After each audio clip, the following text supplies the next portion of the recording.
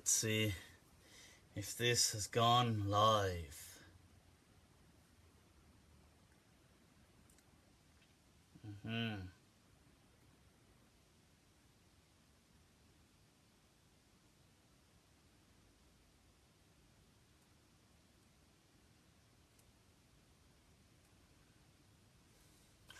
Right, we're live.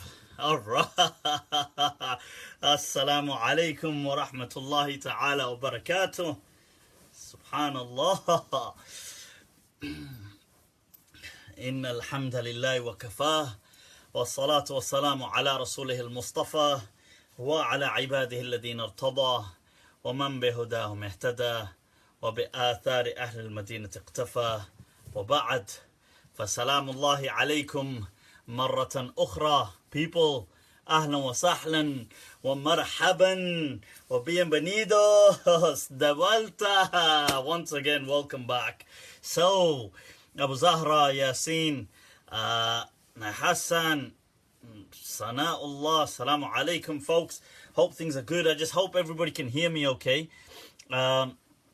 Kimberly, right, so what a day, people, what a day. I apologize for being late, but what a day. Damn. Amazing. Been meeting up with some heavy mashallah. I've been in the blessed company of Ustad Noman Ali Khan. It's always a pleasure to be with him, and people like Sheikh Akram Nadwi, amazing people, scholars within the West. So it's been amazing, it's been intense. But let's get back to what a lot of you have been waiting on. Right, so Jama, bienvenidos, sí. Right, that's what eso es lo que estoy hablando. That's what I'm talking about. My Spanish is getting there, I'm trying. So, right, now, okay, I'm going to get some of these questions forwarded to me. So, hopefully, that'll save time for people to not have to repeat them. Right, just give me a moment. Just going to say, I'll get that done.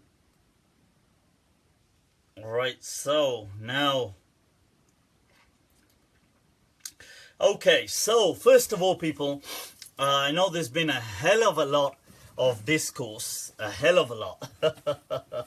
Seems to be a hornet's nest that's been opened up. A lot of people asking a lot of questions. I want to clarify and shed some light and hopefully guide perhaps some people. Let me just get my drink, people, my drink. Oh, that's gonna fall. Right, so let's put it like that. Nope, that's not good. Right, well, look at that. Espanol. Right, so let's put that on there, let it rest. Right, so people, first of all, I want to clarify some things which have been asked quite a bit following last week's, this whole thing to do with the companions of the Prophet ﷺ. Okay, I think it's very important that I get through this, and then I will be trying to take your questions as well, okay? So, but I want to get through this first, okay? First of all, last week, I answered one of the questions amongst the many questions was to do with a companion, you're well aware, Muawiya radiallahu an, amongst the great companions. Now, I was asked to give my position on him and be honest. Now, I want to say something here, that there was a context to that, okay? It had been almost 2 to 3 weeks, I had been seeing on Facebook people making several posts, right? I had been seeing this, I'd been witnessing this. People making several posts, dissing, insulting, disparaging, abusing verbally Muawiya radiallahu an. Okay. Now I stayed quiet. I did not engage those people. Unquestionably, I was offended. Unquestionably. But I did not engage the people. Right? People were not only doing these things, they were spreading this as nonsense, as this is Ahlus Sunnah. Right? This is another thing which I'll clarify, I'll shed a bit of light on. Now, then, following that, I was asked on my Monday nights that, can you speak about Muawiya? So there was a context to this. I did not, some people thought that, they asked me the question that, did I just come on here and open a can of worms for people? No, I did not.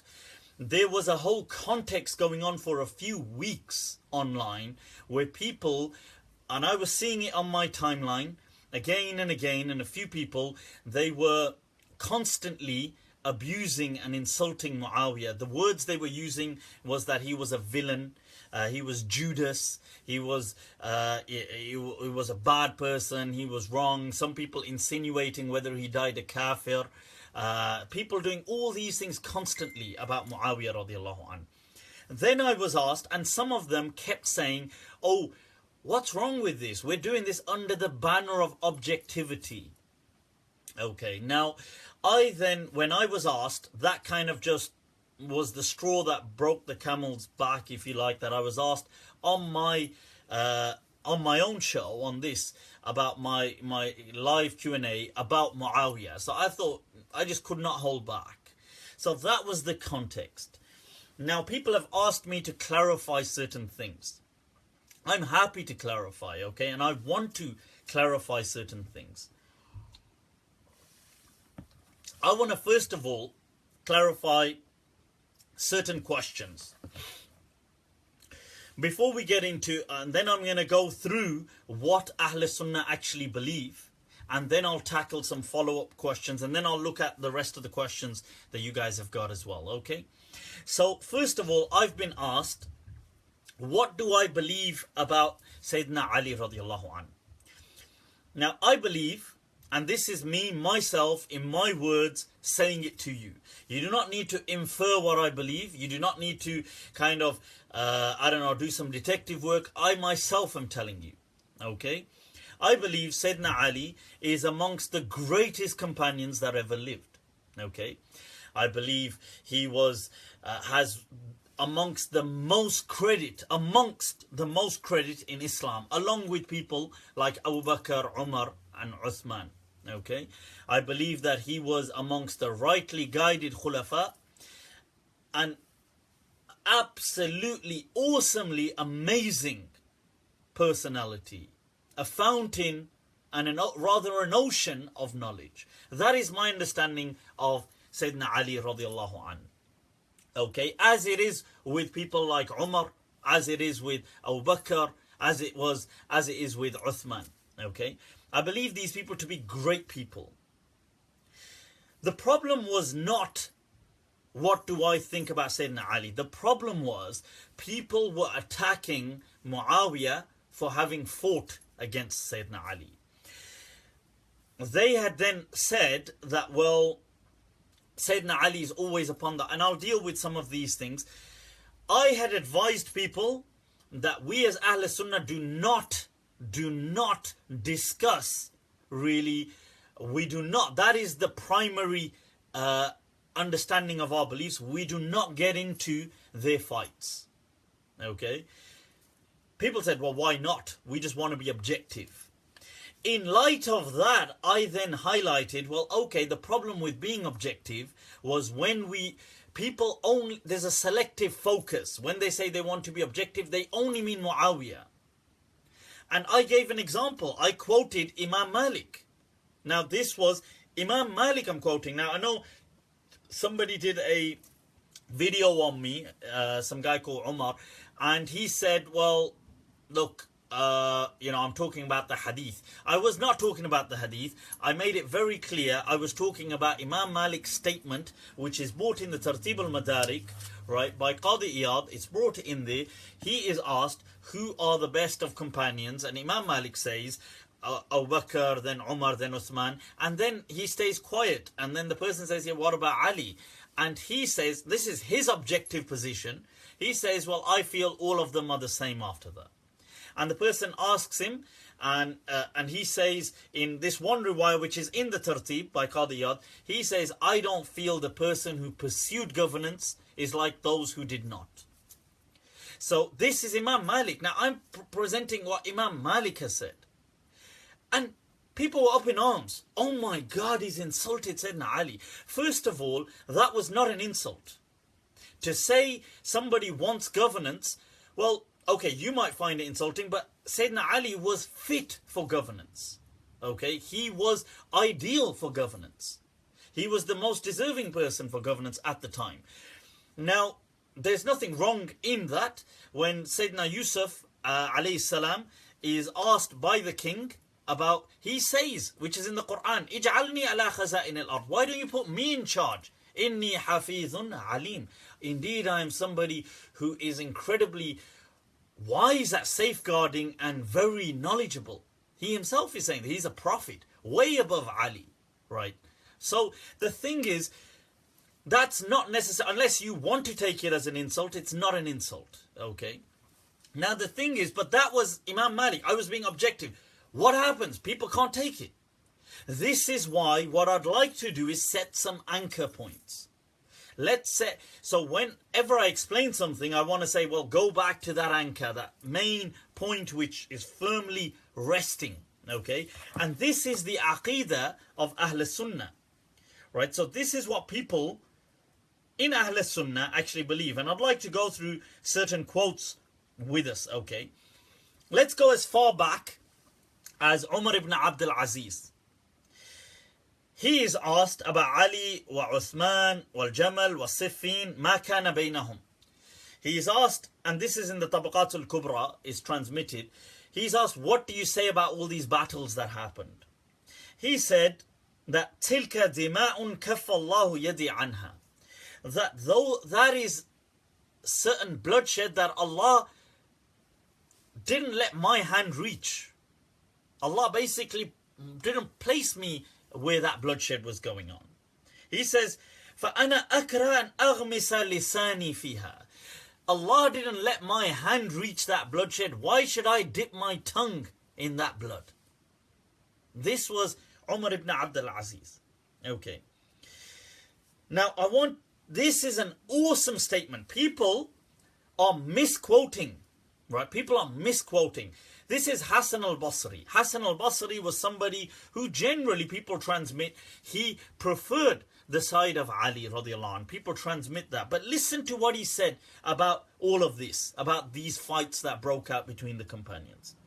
He says, Qitalun, that is a battle, those were battles, shahidahu ashabu Muhammad sallallahu alayhi wa sallam wa ghibna. They were present, but we were absent. We didn't attend it. He says, وَعَلِمُوا, they knew, وَجَهِلْنَا, but we were ignorant about what happened. We were ignorant about what happened, but they had knowledge. He says, وَاجْتَمَعُوا, when they are united, فَاتَّبَعْنَا, we followed. And he says, وَاخْتَلَفُوا, and when they have disagreed amongst them, فَوَقَفْنَا, then we just stand. We do not get involved like that. But let's carry on. Okay. Khalal, who's the student of Ahmad Ibn Hambal, in his book Sunnah, transmits, okay, some of the Salaf, when they are asked, they say, and I'm going to go through certain things of Aqeedah, they say, اذكروا محاسن أصحاب رسول الله صلى الله عليه وسلم. Mention the good things about the companions of the Messenger of Allah. ما تأتلف عليه القلوب ولا تذكروا. Do not mention الذي شجر بينهم, that which led to the fights between them. فتحرش الناس عليهم, and that you should end up making people hate them. Do not mention that. Okay, let's go on. Now, Ahmad Ibn Hambal, okay, in the Tabaqat of the Hanabila is transmitted, and in other books, in Khalal Sunnah and other books, he says that there was an ijma' of the Salaf or Fuqaha al-Amsar, that the scholars agreed upon, Al-Kaf amma shajara bayna ashab Rasulullah sallallahu alayhi wasallam. He says that we stop. We do not get involved in the fights that occurred between the companions. وأفضل الناس بعد رسول الله صلى الله عليه وسلم أبو بكر وعمر وعثمان وعلي وابن عم رسول الله صلى الله عليه وسلم. He says we believe these people to be the best of the companions. وترحم على الجميع, and we ask Allah's mercy upon all of them. Right. Now, and then he says, فَهَذِهِ السُنَّةِ, this is the sunnah, إِلْزَمُوهَا تَسْلَمُوا, stick to this sunnah, you will be safe. That he says, أَخْذُهَا هُدَى, as long as you hold on to it, you will be guided. وَتَرْكُهَا ضَلَالًا, and leaving this is misguidance. Let's carry on with Aqeedah. Abu al-Hasan al-Ash'ari, in his Risala ila Ahl al-Thaghr, the consensus, the 48th consensus, he says, وَأَجْمَعُوا, this is Abu al-Hasan al-Ash'ari, those of people who claim to be Ash'ari, this is what he's saying is part of the Aqeedah. وَأَجْمَعُوا عَلَى الْكَفِّ عن ذكر الصحابة عليه السلام إلا بخير ما يذكرون به. They have a consensus. We have a consensus. We do not mention the companions except with goodness. وعلى أنهم أحق أن ينشر محاسنهم. And he says, and that they are the best of people regarding whom we can spread their virtues. ويلتمس لأفعالهم أفضل المخارج. And that we seek for any faults of this the best ta'wil interpretation. This is Abu al-Hasan al-Ash'ari, okay? The father of the Ash'ari Aqeedah, which is the majority of the Muslims worldwide today, okay? وَأَنَّ ظُنَّ بِهِمْ أَحْسَنَ الظَّنِّ وَأَحْسَنَ الْمَذَاهِبِ. That's him. Right, let's go to Abu Bakr al-Jarjani al-Ismaili al-Shafi'i in his في اعتقاد أئمة أهل الحديث. Right, what does he have to say? He says, وَالْكَفُّ عَنِ الْوَقِيعَةِ فِيهِمْ, that we stop from backbiting or insulting or abusing or saying anything derogatory about them. وَتَأَوَّلُ الْقَبِيحِ عَلَيْهِمْ, and if there's anything we think is bad from them, we interpret it in a good light. That's from his book, Aqeedah of Ahlus Sunnah. Okay, of Ismaili. Let's go to what young Malik, the Don Ibn Abi Zayd says. The legendary, the people, they said his book was to be written in gold. Okay, he's also referred to as young Malik.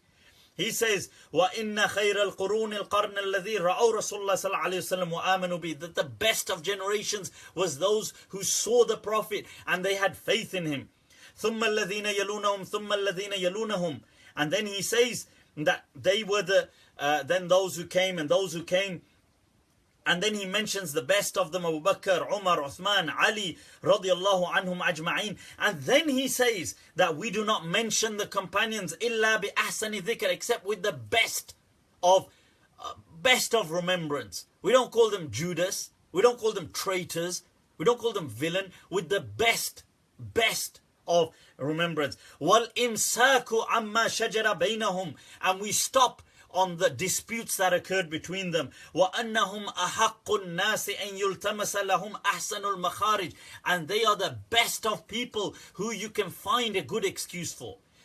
Tell me, if your father got caught doing something, would you find an excuse for him? If your brother got caught doing something, would your friend, if your sheikh got caught doing something, would you not find an excuse? These were the best of people. The best.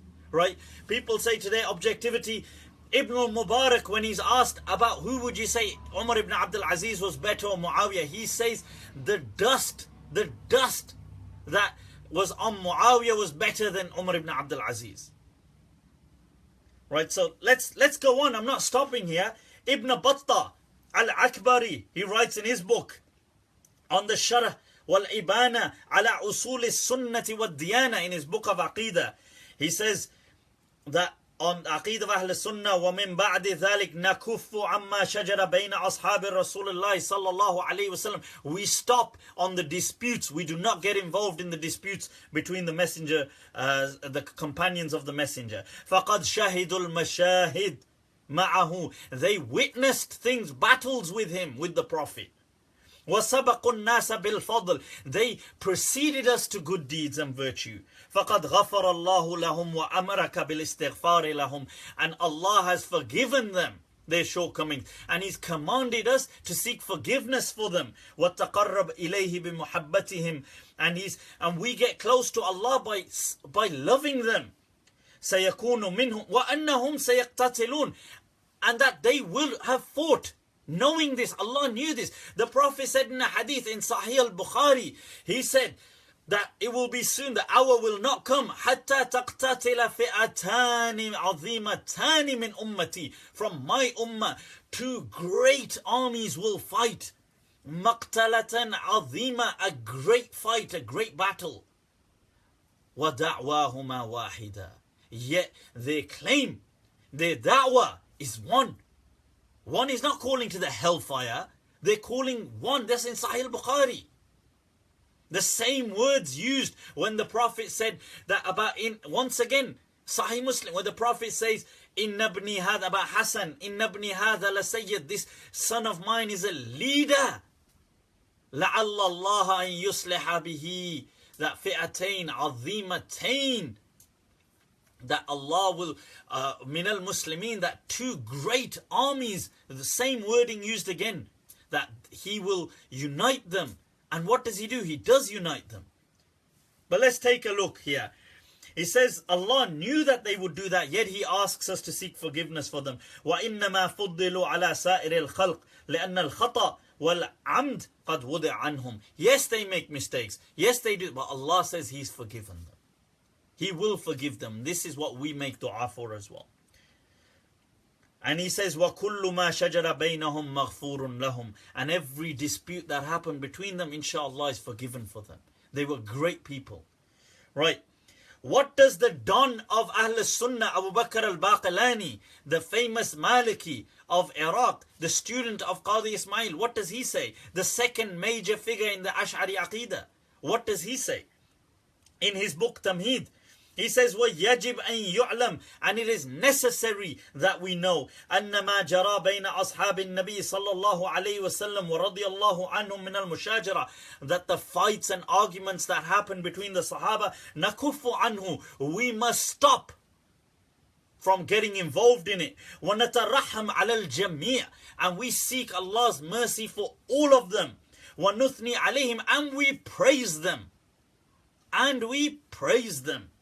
وَنَسْأَلُ اللَّهُ تَعَالَى لَهُمُ الرِّضْوَانِ وَالْأَمَانِ وَالْفَوْزِ وَالْجِنَانِ And we ask Allah for their safety, security, their blessings, and for paradise for them.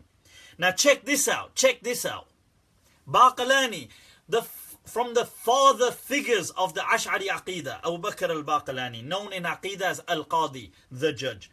He says, وَنَعْتَقِدُ أَنَّ عَلِيًّا عَلَيْهِ السَّلَامِ أَصَابَ فِي مَا فَعَلْ He takes sides. He himself takes sides. He says, I believe personally that Ali was more correct. He was correct in this decision to take battle. This was Qadi al-Baqilani's decision. His understanding. He says, فَلَهُ أَجْرًا وَأَنَّ الصَّحَابَةَ مَا صَدَرَ عَنْهُمْ مِنْهُمْ مَا صَدَرَ مِنْهُمْ كَانَ بِاجْتِهَادٍ And what the Sahaba did was with ijtihad. People said on my Facebook, show me where does it say that they did this with ijtihad. It's full in the books of Ahlus Sunnah. He says it was with ijtihad. فَلَهُمُ الْأَجَرُ وَلَا يُفَسَّقُونَ They had rewards. They are not considered sinful.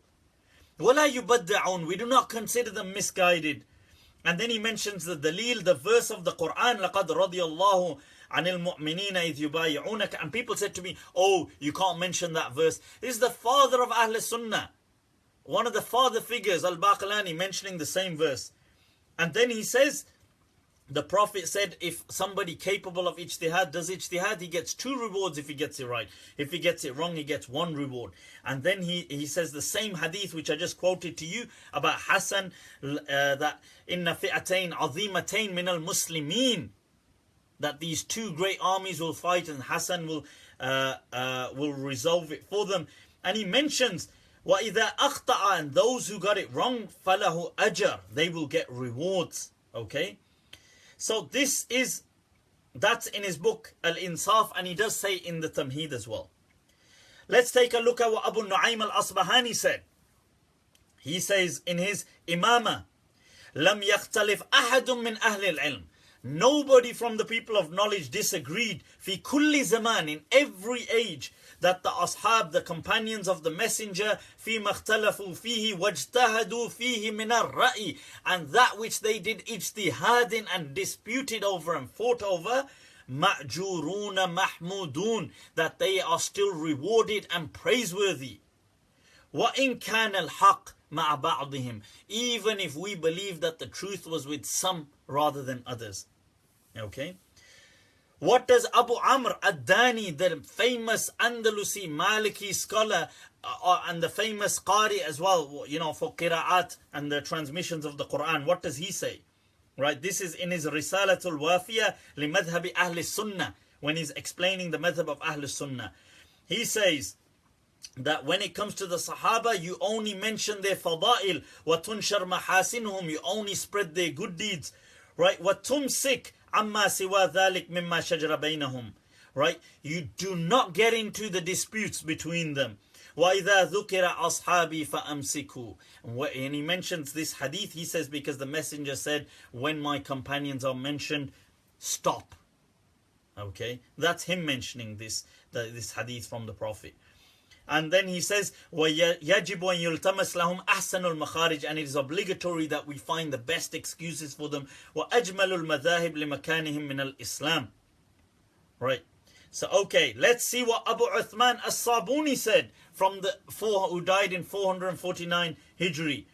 In his Aqeedah to Salaf, he says, وَيَرَوْنَ الْكَفْ عَمَّا شَجَرَ بَيْنَ أَصْحَابٍ رَسُولِ اللَّهِ صَلَّى اللَّهُ عَلَيْهِ وسلم. He says, and we see that we stop. We do not get involved. وَتَطْحِيرُ الْأَلْسِنَةِ, we purify our tongues when it comes to mentioning them. And he says, and we do not mention what has an aib, what has a blemish regarding them, or naqs. وَيَرَوْنَ التَّرَحَّمْ عَلَى جَمِيعِهِمْ, we see seeking mercy for all of them. Okay. What does Ibn Qudama al-Maqdisi, Hanbali, famous scholar with one of the greatest books in Islam, right, Al-Mughni in fiqh, what does he say?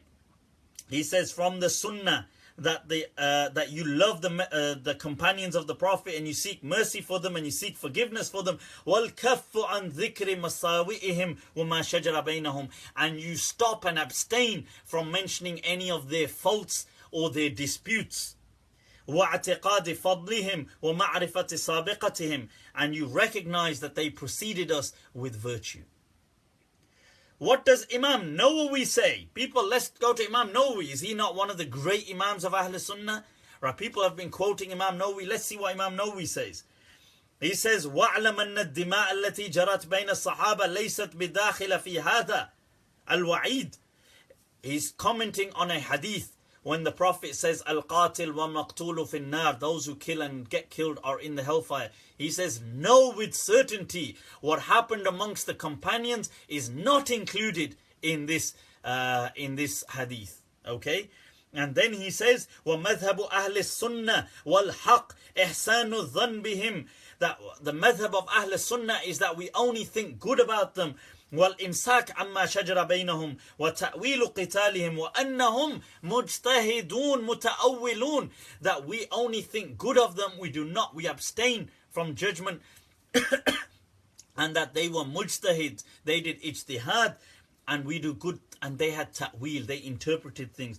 لم يقصدوا معصية, they were not trying to disobey. And wala mahd dunya, neither the dunya, all these claims saying Muawiya was seeking the dunya, Muawiya, he says wala mahd dunya, bal اعتقد كل فريق أنه المحق, rather each group thought they were more upon the haqq, right? And then he mentions, but those like Sayyidina Ali says, فوجب عليه قتاله ليرجع إلى أمر الله. He says, وَكَانَ بَعْضُهُمْ مُصِيبًا, and one of them would have been correct, وَبَعْضُهُمْ مُخْطِئًا, and one of them may have been mistaken, مَعْذُورًا, but he's forgiven and excused, فِي الْخَطَأ لِأَنَّهُ اجتهاد. And he says, because it's ijtihad, وَالْمُجْتَهِدْ إِذَا أَخْطَأَ, he says, لَا إِثْمَ عَلَيْهِ. Right. And then he says, and he prefers that Ali was upon the haqq, and Muawiya, did ijtihad and was rewarded for his ijtihad. This is Imam Nawawi. Let's see what Ibn Taymiyyah had to say. Ibn Taymiyyah in his Minhaj al-Sunnah, he says, كَانَ مِن مَذَاهِبِ أَهْلِ السُّنَّةِ الْإِمْسَاكِ أَمَّا شَجَرَ بَيْنَ الصَّحَابَةِ. That we stop from what from the disputes that happen, we abstain from it. What does Imam Dhahabi say? People keep quoting Imam Dhahabi. Right, let's see what Imam Dhahabi says. He says, كما تقرر عن الكف عن كثير مما شجر بين الصحابة وقتالهم رضي الله عنهم أجمعين. As it has been established that we abstain from the fighting that occurred between them. We do not pass judgments on them. Okay, he says وما زال يمر بنا ذلك في الدواوين والكتب. And then listen to this. This is Dhahabi, the person who writes history. He says وأكثر ذلك منقطع وضعيف. Okay, وَبَعْضُ كِذْب. He says most of that is distorted, it is weak, it is not established, and some of it are just lies. This is his word. فَيَنْبَغِي طَيُّهُ وَإِخْفَاؤُهُ. So we ought to fold it and hide it. إِخْفَاؤُهُ. Move it away, conceal it. بَلْ إِعْدَامُهُ. Rather destroy it. These are Dhahabi's words. لِتَصْفُ الْقُلُوبِ. So the hearts can be purified. وَتَتَوَفَّرْ عَلَى حُبِّ الصَّحَابَةِ. And so that they may be nurtured upon the love of the companions of the Messenger of Allah sallallahu alaihi wasallam. Now check this out. وَكِتْمَانُ ذَلِكَ مُتَعَيٍّ عَنِ الْعَامَةِ. He says, and concealing these disturbances is an obligation from the masses of Muslims. Because the masses of people are just emotional. They're not a reason-based people. They just get emotional. Like people go, oh my God, this guy's attacking. He must be attacking Ali radiallahu anhu. So they just get emotional. Right? So, okay. What does Ibn Kathir say?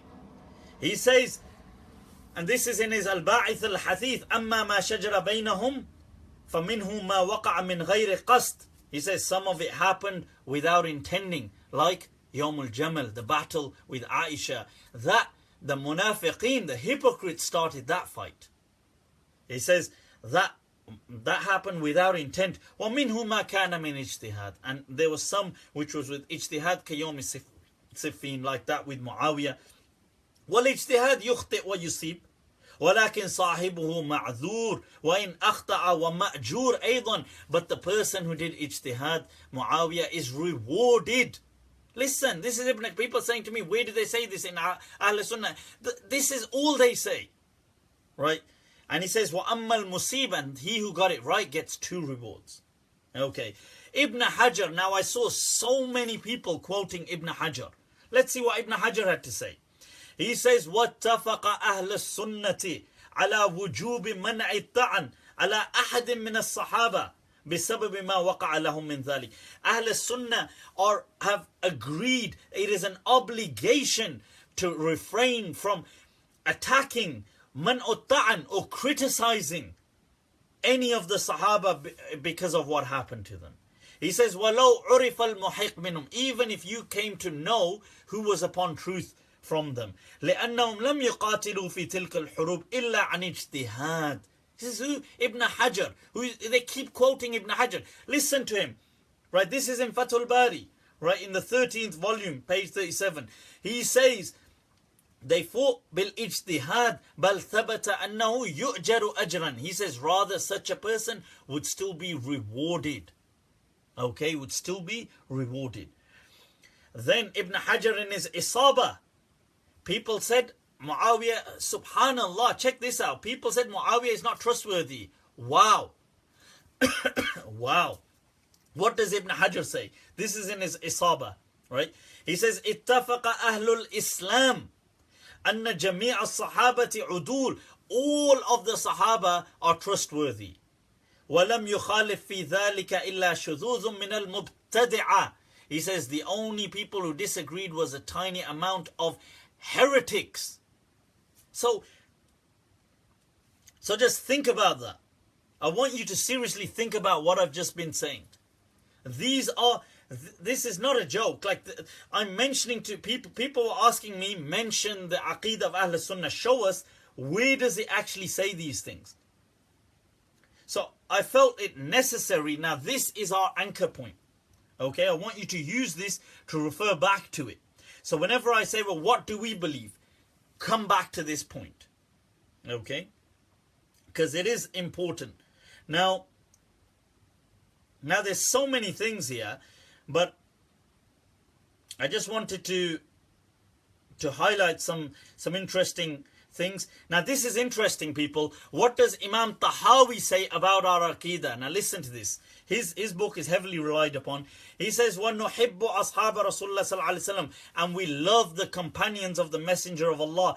He says, وَلَا نُفْرِطْ فِي حُبِّ أَحَدٍ مِّنْهُمْ. We do not excessively focus our love on one. All these people excessively just loving Ali only. This is not, he says, this is not the Aqeedah of Ahlus Sunnah. Right? This is Imam Tahawi in his Aqeedah Tahawiyah. He says, وَلَا نَتَبَرَّأْ مِنْ أَحَدٍ مِّنْهُمْ. And we do not say, oh, I've got nothing to do with any one of them. We do not say that. This is Imam Tahawi. And he says, وَلَا نُبْغِضْ مَنْ, he says, وَنُبْغِضْ مَنْ يُبْغِضُهُمْ. Anybody who has enmity towards them, we have enmity towards these people. This is what he's saying. وَلَا يَذْكُرُهُمْ إِلَّا بِخَيْرٍ وَلَا نَذْكُرُهُمْ إِلَّا بِخَيْرٍ. And we only mention them with goodness. وَحُبُّهُمْ, and their love is deen, وَإِيمان, وَإِحْسَان. That is the love for them. And he says, وَبُغْضُهُمْ is kufr wa tughyan. Right? So this, who am I quoting here, people? Who am I seriously quoting? This is Aqeedah Tahawiyah. This is what loads of people base their Aqeedah on this. Right now, here's an interesting one. Now, Imam Ahmad Ibn Hambal, and I've quoted this before, once again, saying that La yajuz, it is not permissible for anybody to mention anything to do with the faults of the Sahaba. A fatwa from Imam Ahmad Ibn Hambal. Okay, now there you go, people. Now, people are asking, where does it, what's wrong with this? You know, where does it say? Anas ibn Malik said in a hadith, right now, and this has been, it's in the Silsilat al-Sahihah of Albani. He says, Man sabba ashabi. The Prophet said, whosoever abuses one of my companions, فَعَلَيْهِ لَعْنَةُ اللَّهِ. Okay? Then the curse of Allah and the angels wal malaika is upon him. Okay? Just so you understand that. And there's an amazing statement here, and I want to keep coming back to this. This is from Imam Malik. When people asked him about those who criticized the Sahaba, what did he say? He said that what is their end game? What are they trying to get at? All they're trying to get at, and I want to come back to this point, he said they're just trying to say that the Prophet did not know how to keep good company. And this is an indirect attack on the Prophet. So just keep those words in mind. And look at what Qurtubi said about what Imam Malik said. And Imam Malik said people who despise some of the companions, he said his personal thing was he felt they were just people concealing Kuffar. They were within Kuffar. That was what Imam Malik's fatwa was. Now look at Imam Qurtubi. He says, لَقَدْ أَحْسَنَ مَالِكْ فِي مَقَالَتِهِ. That wow, what a statement. Now check this out. Imam Ahmad, he said, إِذَا رَأَيْتَ رَجُلًا يَذْكُرُ أَحَدًا مِنَ الصَّحَابَ بِالسُّوءِ فَاتَّهِمْهُ عَلَى الْإِسْلَامِ. If you see anybody criticizing or mentioning any fault of any companion, he said, accuse, like, فَاتَّهِمْهُ, that you really be suspicious of his Islam. That was Imam Ahmad. Now, and there were other people. Now check this out. Imam Sarakhsi from the major Hanafiya, Man ta'ana fihim, whosoever attacks any of the Sahaba, fahuwa mulhid. He says he's somebody munabithun lil Islam. He's somebody as though he's left Islam. Right? Imam Awza'i says about he's speaking specifically about Abu Bakr. He says whoever does that, he felt that was they'd left Islam. Right? Abu Zur'a al-Razi, He says, إِذَا رَأَيْتَ الرَّجُلْ يَنْتَقِص, if you see somebody criticizing, taking faults of anyone, أَحَدًا مِنَ الصَّحَابَةِ إِنَّهُ زِنْدِيقٌ, that is a person whose Islam cannot be trusted. Now, what does Abu Nu'aym say? فَلَا يَتَتَبَّعْ هَفَوَاتُ أَصْحَابِ رَسُولِ وَزَلَلِهِمْ, you do not follow the mistakes or the shortcomings of the companions. Now people, what does Qadi Iyad say? He quotes Imam Malik, مَنْ شَتَمَ أَحَدًا مِنْ أَصْحَابِ النَّبِي, whosoever insults any of the companions, Abu Bakr, Umar, Uthman. He mentions Muawiya, Ali, Amr. He says these people, he says that they are upon misguidance and it is haram what they have perpetrated. Right? Once again, Ibn Hazm, same thing. He says anybody who does that is a fasiq. Shawkani. Look at Shawkani, comes from a background which was a Zaydi background. His origin was not even Ahlus Sunnah. He says, وَجَانِبِ الصَّحْبَةِ Amrun Azim, that this being a Sahabi was a great matter. فَمَنْ انْتَهَكَ أَعْرَاضُ بَعْضِهِمْ, whoever tried to violate the honor of any of them, فَقَدْ وَقَعَ فِي هُوَّةٍ لَا يَنْجُ مِنْهَا سَالِمًا, he has fallen into an abyss that it is very difficult to be saved from. Right, so these things, people, it is important to remember, and I want this to be like a kind of an anchor point to come back to. Okay, so, and there was another interesting point as well, that we see Ahmad Ibn Hambal, he was asked, now this is interesting, he was asked, ما تقول في من قال لا أقول إن معاوية كاتب الوحي. This is Ahmad Ibn Hambal being asked, what do you say about somebody who says, I don't accept Muawiya to be the scribe of the Prophet? ولا أقول إنه خال المؤمنين. And somebody criticized me for saying that when I quoted Ibn Arabi's journal, his diary of saying when he went to Baghdad and he saw in the masjid Khalul Mu'min, the uncle of the believer. Ahmad Ibn Hanbal is asked this in the Sunnah of Khalal, in his book. What do you say about somebody who says, I don't consider Muawiya to be Khalul Mu'mineen, the uncle of the believers? He only took this matter by force. إِنَّهُ أَخَذَهُ بِالسَّيْفِ غَصْبًا. What does Ahmad say? He says, هَذَا قَوْلُ سُوءٍ رَدِيءٍ. Says, this is a horrid statement. Horrid, wretched statement. يُجَانَبُونَ هَؤُلَاءِ الْقَوْمِ. He says, you do not mix with such a people. وَلَا يُجَالَسُونَ. And he says, we do not sit and keep the company of such people. And once again, so this, look, why am I mentioning all these things? It's important that we understand this is the Aqeedah of Ahlus Sunnah. Now, I want to mention here, somebody had posted today saying, that, oh, it is the Aqeedah of Ahlus Sunnah that Muawiya was wrong. Do not be misguided by their words. I accept that many of Ahlus Sunnah said he was wrong, but read the full sentence. They said he was wrong in his ijtihad, but he was rewarded. See, what these people do is they're taking this word wrong and they're saying, oh, that means wrong, misguided, upon misguidance, heretic. Maybe, I read, you know what I read he may be going to the hellfire, he's Judas, traitor. It is haram. Qat'an. You know, people say Mufti doesn't call things haram. It is haram to be speaking about the companions, any companion of the Prophet like that. Okay? I clearly tell you, I've read all those things to you. So, when you ask me, and when people say, oh, but Ahlus Sunnah say Muawiya was wrong. Muawiya was wrong. According to many people, he was wrong. But he was wrong in his ijtihad. Not wrong as in a bad guy, a bad person, a villain. Not like that. That is haram to say that, okay? That is not the Aqeedah of Ahlus Sunnah. It is important to remember that. Now I'd like to take some of these questions that were related to this, and then I'll move on to your questions, people. Now, first thing, are you saying that Ali and Muawiya are the same in status? Right. I have never said that Ali and Muawiya were the same in status. Ali radiallahu anhu, in terms of status, in terms of merit, is much greater than Muawiya radiallahu anhu. Muawiya too is a great companion, but Ali is amongst the greatest companions.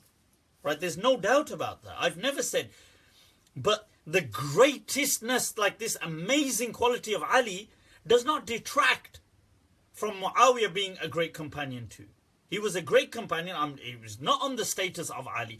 Muawiya himself, in a Sahih Hadith, when Abu Muslim al-Khawlani asks him that, هل أنت أفضل منه؟ هل أنت خير منه؟ هل أنت مثله?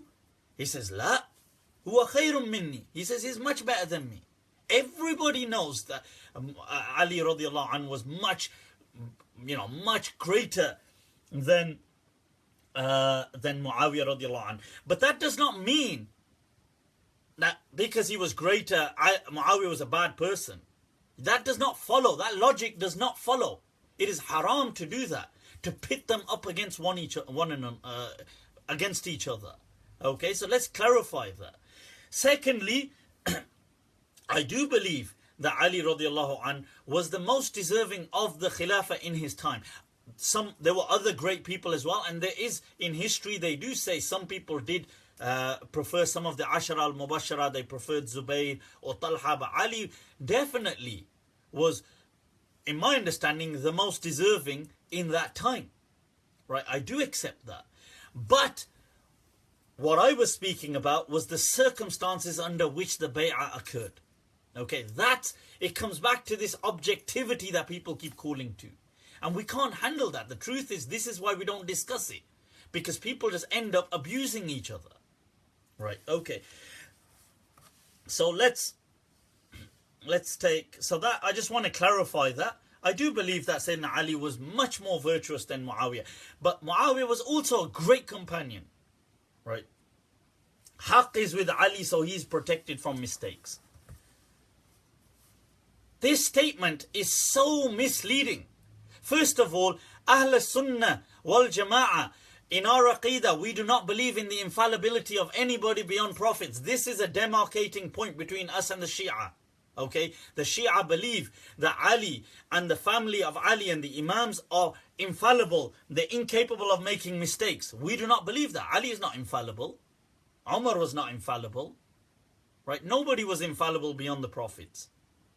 Right? This is nonsense that trying to push this as Sunni Aqeedah. This is not Sunni Aqeedah. This is Shia Aqeedah. There's nothing. And some guy on my post wrote, oh no, I don't mean infallible. I mean, he was protected from making mistakes. I mean, do you understand English? Protected, infallible means protected from making mistakes. Right? So either learn English, right? The thing is, we do not believe that about anybody. This is one of the dividing points between Ahlus Sunnah and the Shia. Ahlus Sunnah never believe this. This is once again some of the Shia propaganda that has come into Ahlus Sunnah wal Jama'ah. Okay? Now, right, didn't Muawiya try to claim Khilafa? This is nonsense. Look, people, I want to explain something. When we look at history, right, we have to understand that history has come to us through very murky transmissions. Right? Now, people who collated to history, let's take Imam Tabari as an example. In his own introduction, he tells you, he says, people, I have put anything and everything in this book. Anything that was transmitted to me. He says in his transmission, do not think this is my opinion. He says, innama, he says this has come min naqilihi, from the people who transmitted it. He says it is up to you to verify its truth, that he presents it with a chain. Now there are certain transmitters who are utterly unreliable. Utterly. Okay. People like Abu Mikhnaf, his name was Layth ibn Yahya. Utterly unreliable. according to Ahlus Sunnah, he's matruk, rejected. He's somebody who they describe as Shi'i muhtariq. He was a Shia burnt out in his extremism. That's the wording they use for him. We do not accept him.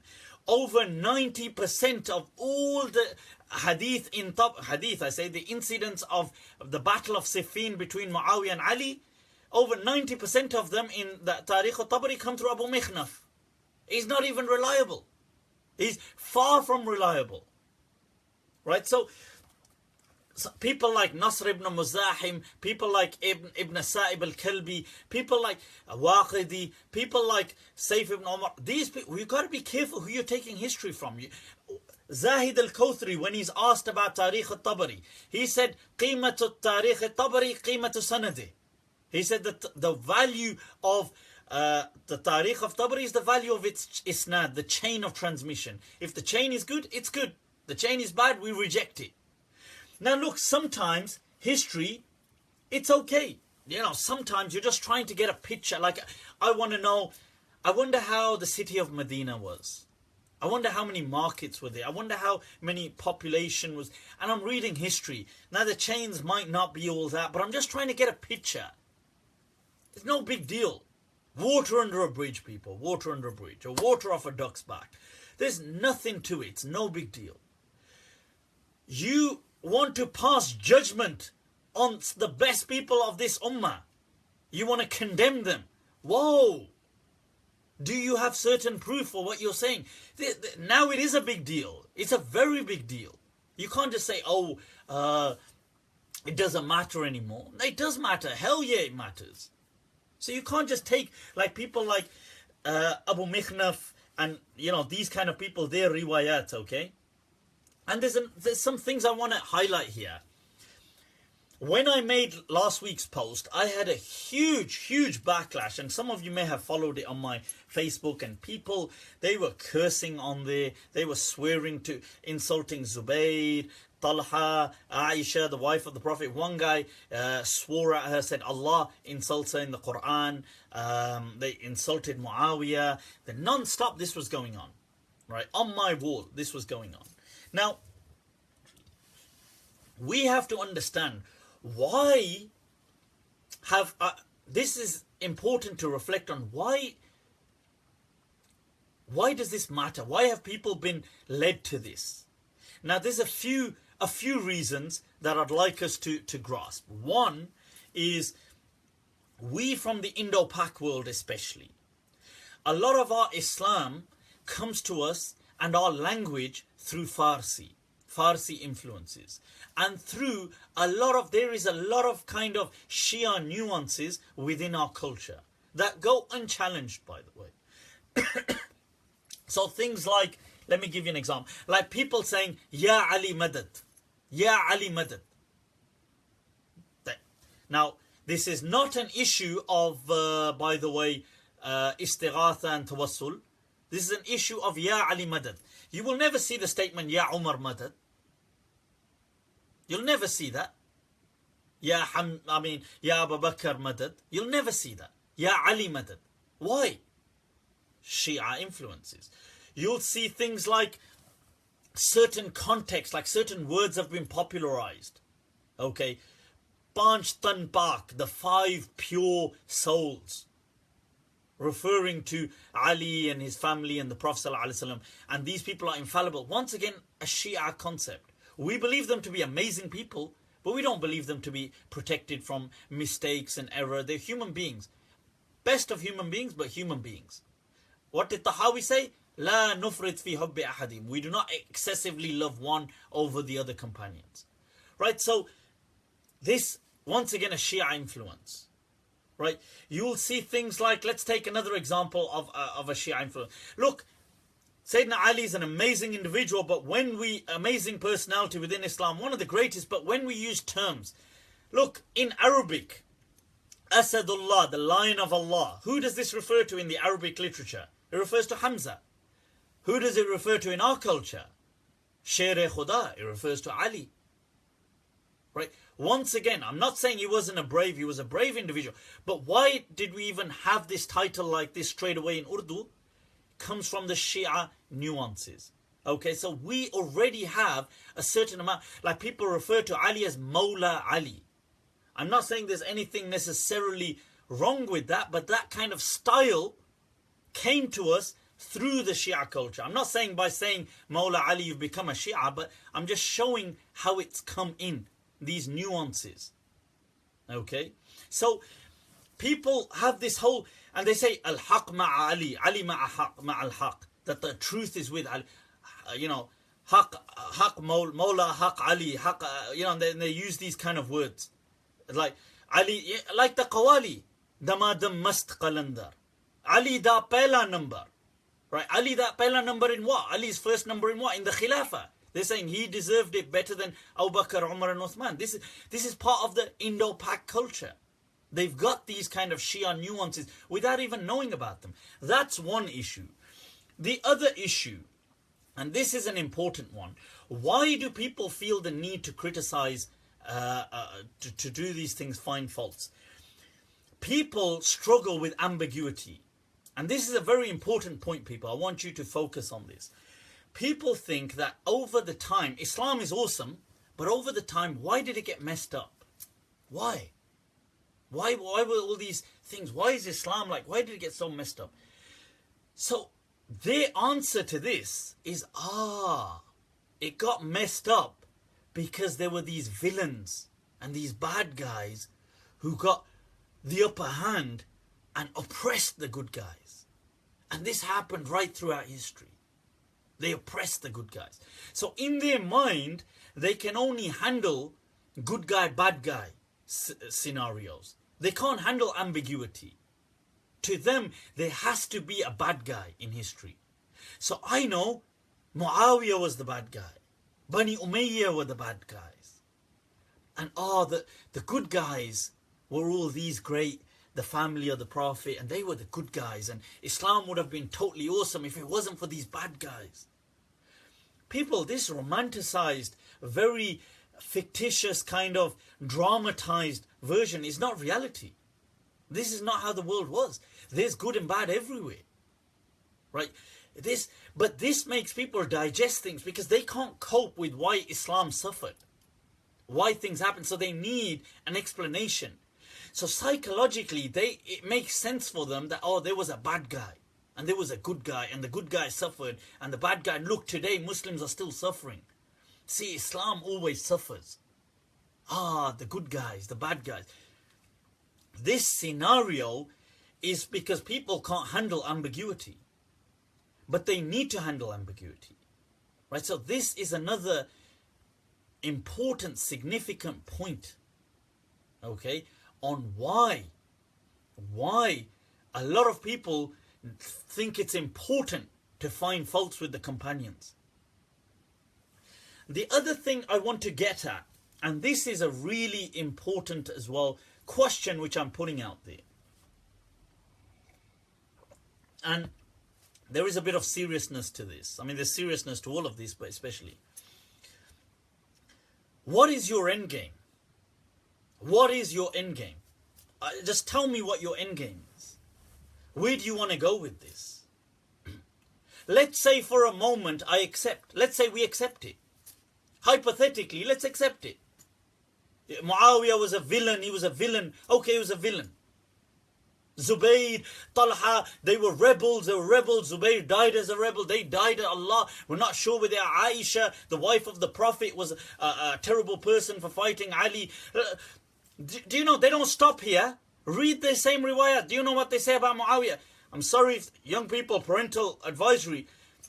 Right, so you might want to, if there's any young people watching this, they might want to skip the next few minutes. They say Muawiya's mother, this is in the same, those historians transmitting this. Muawiya's mother was the most well-known whore and prostitute of Mecca. This is what they say. Hind was the biggest whore of Mecca. This is what they say about her. Right? Okay, let's accept it. They say the wife of the Prophet, Habiba, Muawiya's sister, was the daughter of the biggest whore and prostitute of Mecca. Okay, let's accept. Okay, this is what they say. Ibn Sa'ib al-Kalbi is transmitting this. Right? So okay, let's accept it. They say Amr ibn al-As, who Wallahi, the Prophet ﷺ said about him, he said, Aslam an-nas, Aslaman, people have entered Islam. They have embraced. Wa amana Amr ibn al-As. Amr ibn al-As entered faith. What do they say about him? They say his mother was the cheapest whore of Mecca. She was the cheapest whore and cheapest prostitute of Mecca. They say this. This is in the book. Google it. It'll come right up. Okay, let's accept it. Is this what you want from us to accept this? Accept it. Go on, accept it. Right? We accept all these people were totally messed up. Hypothetically, let's accept it. What's your end game? What do you want to do now? What do you want to do with this? So Zubayr and the, people so close to the Prophet were messed up, and Talha was messed up, and Abdullah ibn Zubayr was messed up, and Muawiya was messed up, and who fought with Muawiya, by the way? Ali's brother Aqil fought with him against Ali. Aqil was messed up, and Khalid bin Walid's son fought, Abdurrahman fought with Muawiya against Ali. He was totally messed up. Deviants. The son of Umar ibn al-Khattab, Ubayd, fought and died with Muawiya against deviants, misguided idiots. This is what is this the end? Okay, let's accept this. Let's accept this. Hypothetically, we accept it. Right? All these people, deviants, idiots, pathetic, stupid, right? Wrong, villains, Judas, traitors, right? The sons of whores and everything. Why? Let's accept it. Now what? What now? What do you want us to do now? What shall I do now? What shall I do?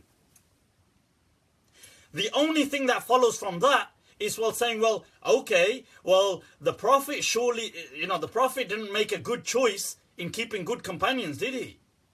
I mean, this is what Imam Malik said. He said, what's the end game? Because this just means the Prophet made a bad choice in who he kept as companions. This is what it means. Like, think about it. If I have companions now, my friends, and then somebody says to me, you know what? His friend, that guy's just a con, that guy's a thief, that guy's a cheater, that guy's a murderer, that guy's a this, that guy's a... What does that say about me? What does that say about me? People say that, not people, we believe that the Prophet ﷺ was the most wise. The most wise. And the Prophet obviously had, according to this, had idiots around him. Had con artists around him, had murderers around him, had rebels around him, had idiots around him, had his wives. They were, this is what it leads to. Okay, now what? Now we accept all of this and we accept the Prophet then had these people as his companions. Now what? What shall I do now? What shall I do? Where do I go with this? Okay, I've got it. Now? Well, Islam sounds pretty pathetic to me now. Islam came... Through this Prophet, you're saying all the people he kept close to him turn out to be really wretched. Right? They're the people who transmitted this deen. I find, how worthy is Islam? Does it make any sense to you? Do you want to follow a faith? How much trust do you have in it now? Right? So, people say, I want to bring my children up on knowing the truth. I want to teach them the hatred of Muawiya and the companions and... What kind of nonsense? You want to bring children up on hatred of historical figures? Look at Ayatollah Khamenei, not Khomeini, Khamenei. Look at Ayatollah al-Khamenei. Read his fatwa after Yasir al-Habib, who came to London, and he did that thing, it's on YouTube, I don't want to repeat how he was insulting the wives of the Prophet. What does Ayatollah Khamenei say? He said it's haram, what he did. Haram. This is Ayatollah Khamenei. He said it is haram to insult Rumuz Ahlus Sunnah, to insult the symbols of Ahlus Sunnah, to insult Zawjatun Nabi. He said, why? He said, because it leads to hatred and bloodshed. It leads to disunity and discord in this ummah. That was Ayatollah Khamenei. He's a Shia. I disagree with his Shia point, but hats off to, I salute him for that. My issue is not with the Shia.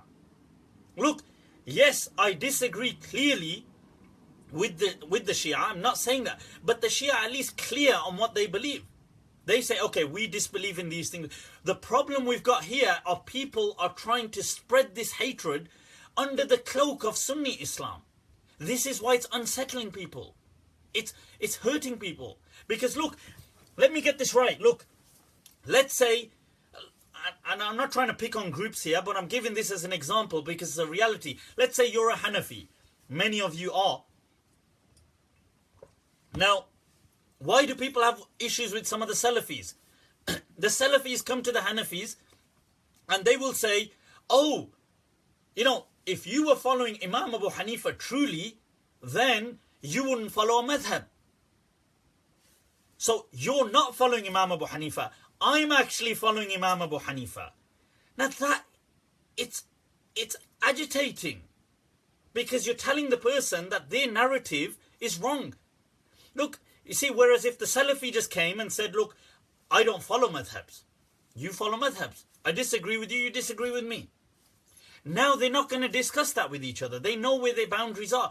But the moment the Salafi says to the Hanafi, oh, you're actually wrong in your claim that you follow Abu Hanifa. Because Abu Hanifa would actually say you shouldn't follow a madhab. Now that is unnerving, that's unsettling, that's agitating, that's irritating. It's going to cause friction. You see, when you do things like that, it causes a problem. So when people come to Sunnis and say, you're not really being a Sunni. To really be a Sunni is to hate Muawiya. Or this is Sunni Islam. It's not Sunni Islam. That's Shia Islam. Now, I haven't got a problem with you being a Shia, but be honest. I totally, hats off, seriously, name the brother, Kaleem Sharma Qadri from Canada. I believe he's from Canada.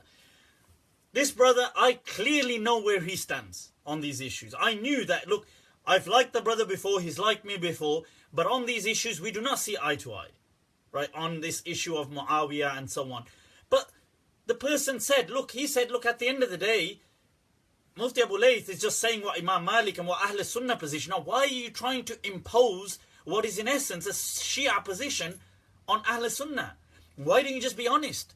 That, look, we hold a Shia position. Nobody has a problem with that. Look, be transparent. When there's clarity, we won't get into arguments, because I know your view towards, in Shia Islam, they believe people are infallible. In Shia Islam, they believe, and Shia, yes, they disagree amongst themselves as well, as do Ahlus Sunnah. So some of them do not curse any of the companions, like I quoted Ayatollah Khamenei. Like, some of them do not curse them, but they prefer Ali, and they have issues with Muawiya. But we are not going to discuss that now, because I understand that they have a different viewpoint. But when somebody starts saying, hey, I'm teaching Sunni Islam, but then starts teaching Shia Islam, it irritates people. Because you're lying. It's not true. All of these people I quoted, they said, just because you say Muawiya was wrong, he was wrong in his ijtihad. It's haram to mention mistakes about blemishes about him. So be honest. Don't try to forge this diversity. There isn't this diversity. What you're trying to do is create a hybridization between the two. They're too stark. Look, so it is not, and I said in my last show, I was asked, I said, I do not believe. People ask me, do you believe Shia Kuffar? I said, I do not believe the Shia Kuffar. I do not believe. I do have strong issues with several of their beliefs, and some more than others with certain people. I condemn abuse. But I do not blanketly call people Kuffar. I don't like doing that anyway. So the thing is, it's not about, look, if you have a stance, take it. Just be brave. Just be honest. Don't kind of like cloak and hide yourself under the blanket of Ahlus Sunnah when it's not part of Ahlus Sunnah. Right, so okay. People, now coming back to this. Right now, you said, right, okay, I answered this question about Ali seeking power. Was that an insult towards Ali? It's not an insult. It was Imam Malik being objective. But the problem is people can't handle objectivity. That's why we go back to the Aqeedah. We don't discuss things. We do not find. But like I said, seeking governance, seeking rulership, if you are the most deserving for it, is a good thing. Right? You might see it as insulting. I see it as a merit. If I'm most, if there's a job here and I'm the best person for it, I should think, hey, I'm the best person for it. There's nothing. And Sayyidina Yusuf alayhi salam, the Prophet, does that in the Quran. Right, okay. You say on one hand, don't insult Sahaba, then you apply Ali was responsible for the problems in history. I do not imply Ali was responsible for the problems in history, radiallahu anh. Okay, do not, this is a lie. What I said was that, look, what I was trying to do was show objectivity. I was trying to show that, look from Muawiya's viewpoint. Look from their viewpoint. Because if you're going to be objective, you have to be objective towards everybody. You can't just be objective. Muawiya's viewpoint, there is a Sahih chain where Abu Muslim al-Khawlani comes to Muawiyah and he says, do you, أَتُنَازِعُهُمْ فِي الْأَمْرِ, are you trying to say you should be Khalifa? He says, no. He says, are you trying to say you're better than him? He says, no. He says, he's better than me, وَخَيْرٌ مِنْهُ. He says, then what's the problem? This is a Sahih hadith. Muawiya says, tell him to hand over the qatla to Uthman, the murderers of Uthman. We have no problem. It is undisputed that people like Malik al-Ashtar were in the armies of Ali ibn Abi Talib. That is undisputed. When the insurgency happened, there were about 2,000 to 3,000 people who rose up. It was difficult to tell who was who. But there were chiefs. And there were certain known chiefs. So they say there were about approximately 200 chiefs who had a few hundred under them, like 100, 200 under them. And one of the key chiefs was Malik al-Ashtar. Why was he so well known? He was one of the most fearsome warriors, feared warriors throughout the Arab world at the time. Okay? Everybody knew and had heard of Malik al-Ashtar. He was totally feared. So people knew about him.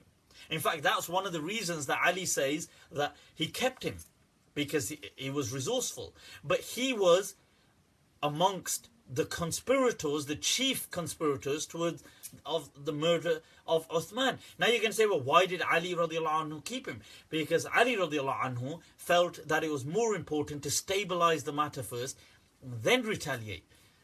Muawiya felt that no, he was related to Uthman. He was his blood. He felt, no, retaliation first, then we stabilize the matter. This is where the ijtihad occurred. Okay, so it's important to remember these things, okay? Now, okay, so I did not, okay, so just to clarify, Ali, I'm not saying he was responsible for the problem. They had a viewpoint. My personal, look, I want to clarify something.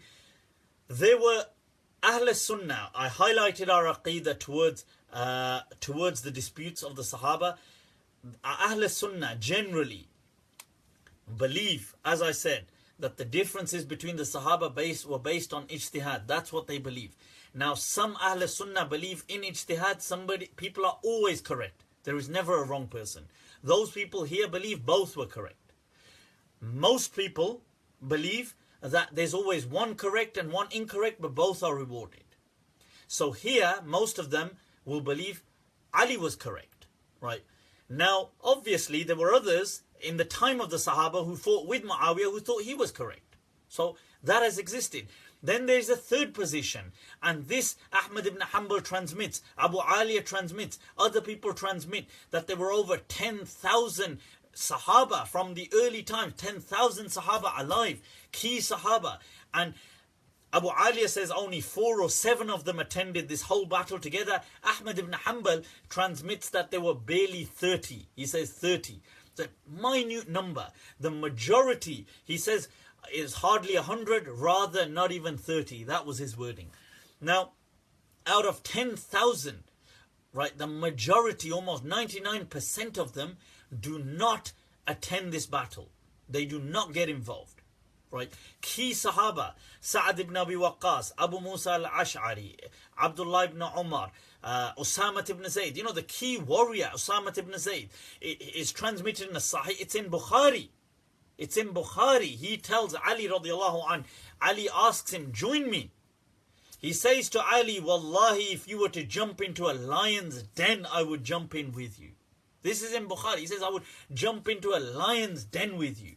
He says, but this fight against Muslims, never. And he leaves him.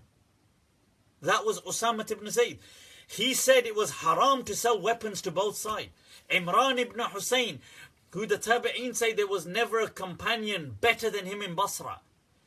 He He says it was haram to sell weapons to either side.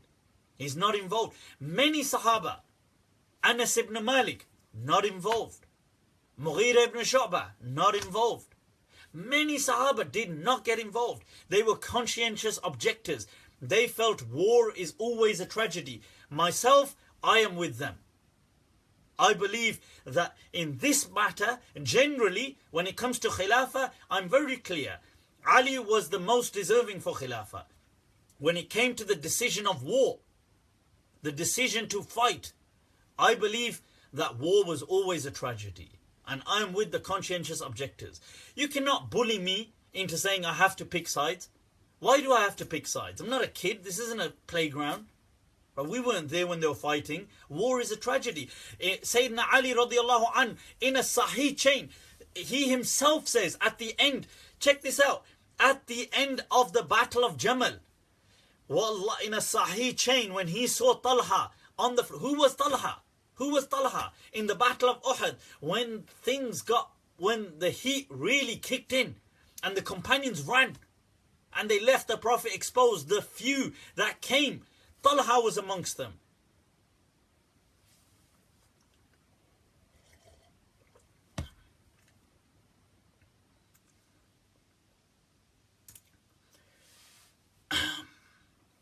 He defended the Prophet. His hand was injured and paralyzed as a consequence. He was murdered in that Battle of Jamal. When Ali came across him, he said, Wallahi, innahu la ya'izzu alayya. It is so difficult for me to see you, an araka majdulan tahta nujum as-sama. That I see you here today, murdered under this sky. He cried. This was Ali. He wasn't proud of that decision. After Siffin, they say anything between 30 to 60,000 Sahaba were murdered. Ali cried, radiyallahu an, and he said, Wallahi wadidtu ya laytani mittu qabla hadha bi 20 ama. He said, I wish I had died 20 years before this day. Hasan, his own son, said to him, and this, you can look this up. He said, Kuntu nahaytuka an hadha. He said to his father, he said, Hasan was always against the war. Hasan, his own son, he stood with his father through thick and thin, but he was against the war. He even went to war with him, but he was against it. He says to him, Kuntu nahaytu, he says to his father, I told you, don't take the armies to Sham, don't. He says, Wallahi, Ali says, Ma kuntu adhun anna al-amr sayablughu ila hadha. And he says, Wallahi, I did not think the matter would reach this. What does Ali himself say about those who stayed away from the fight? He says about them, he said, Wallahi, he said, if they got this right, what an amazing, what an incredible decision they took. Those who abstained, the conscientious objectors, he said, what an amazing decision they took. And he said, and if they got it wrong, what a light mistake compared to if we got it wrong. These were the words of Ali radiallahu anh. So, when it came to war, war was just a tragedy. It was a tragedy, even when the Battle of Siffin comes to an end. Why? Because when Muawiya, when they write to each other, they say, Wallahi, if we're going to fight tomorrow, there's going to be nobody left of this ummah.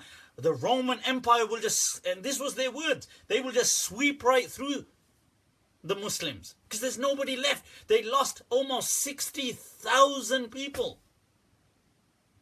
The battle was so intense. And when Ali was asked, oh, are they in those who died? He said, qatlahum wa qatlana fil jannah. He said, they are all in paradise. Innama hum ikhwanuna. They are our brothers. Baghaw alayna. They've risen up against us, but they are our brothers. So, nonsense, seriously, wallahi, this is why it's so important to just go back and just refrain. Just leave it. What is the end game? Where are we trying to go with this? This thing, look, if this question, if Muawiya was a Baghi, then what's the problem in mentioning his mistakes? Baghi means rebel. If you say he was a rebel, he rose up against, he was a rebel in what matter? In the matter of qisas, should we retaliate first or should we stabilize first? His ijtihad was retaliation was more important. He was related to Uthman.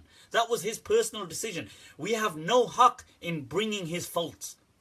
That's what the Aqeedah said, if you go back to the anchor point. Didn't Muawiya curse Ali? Of course he didn't curse. Bring me a Sahih chain that he cursed Ali. Now there's a hadith in Sahih Muslim that he asks Sa'd, Ma mana'aka an tasubba Aba Turab? What prevented you? What does Imam Nawawi say? What does Imam Qurtubi say? They say, there's no dalil in this that he's telling him to curse him. He's curious. He's asking, what prevented you? I'm interested because this is way after the war. He says, was it because of respect? Was it because of fear? Was it because of piety? Was it because of your allegiance? What how come you weren't involved in this stuff? And then he says that because Ali was an amazing individual and he had 3 qualities. If I had one of them, I would be over the moon, in other words. Did Muawiya poison Hasan? This is ridiculous. Why would Muawiya poison Hasan? Bring me a Sahih chain. This is another thing. During the actual battle, it is not transmitted through any valid chain that Muawiya cursed Ali. Not through any Sahih chain that we accept. Not Abu Mikhnaf and these people. And by the way, Abu Mikhnaf transmits in Tabari that Ali was cursing Muawiya. He used to curse him, Allahumma la'anhu, Allahumma. But we don't accept Abu Mikhnaf's riwayah. We don't accept it because we know Ali was above that. So if he wasn't going to curse him when he's fighting him, why is he going to curse him afterwards? So, and this poison Hasan was all along, he was anti-war. Even though he does stand side to side with his father, but he was always, his heart was never in it. He was against, because war is a tragedy. He makes peace and wants Muawiya to become the leader, to have peace. This is after Ali has passed away. Why would, after 10 years of that, Muawiya decide to poison him all of a sudden? What nonsense is that? Right. Bukhari says, Dhikr Muawiya. Bukhari in his book, when he's speaking about the virtues of the Sahaba, Kitab Manaqib Sahaba, the virtues of Sahaba, he mentions Dhikr, the mention of Muawiya. Now, why didn't he say the word Manaqib, the virtues of Muawiya? Well, first of all, read Bukhari. He uses that for several Sahaba. He says Dhikr Ibn Abbas.